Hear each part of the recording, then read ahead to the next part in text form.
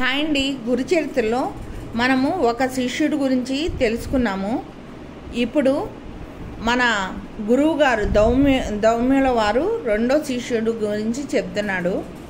ఒకరోజు దౌమ్యుడు తన రెండో శిష్యుని పిలిచి, నాయనా, పైరు పంటకొచ్చింది. నీవు రోజు కావలి కాచి పైరు కోసి ధాన్యం ఇంటికి చేర్చు అని చెప్పారు.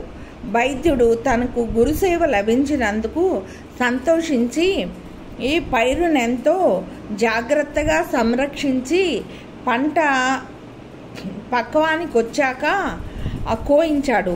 తర్వాత ధాన్యం రాశిగా పోసి ఆ సంగతి గురువుకు చెప్పాడు. ఆయన అతనికి ఒక బండి, ఒక దున్నపోతును ఇచ్చి ధాన్యం ఇంటికి చేర్చమని చెప్పాడు. అతడు ఆ బండి కాడికి ఒక పక్క ఆ దున్నపోతును కట్టి మరొక దున్నపోతు లేనందున రెండో వైపు కాడిని తన భుజాన వేసుకొని ధాన్యం ఇంటికి తీసుకొస్తున్నాడు. దారిలో ఒక చోట బురదలో ఆ దున్నపోతు కూరుకుపోయింది.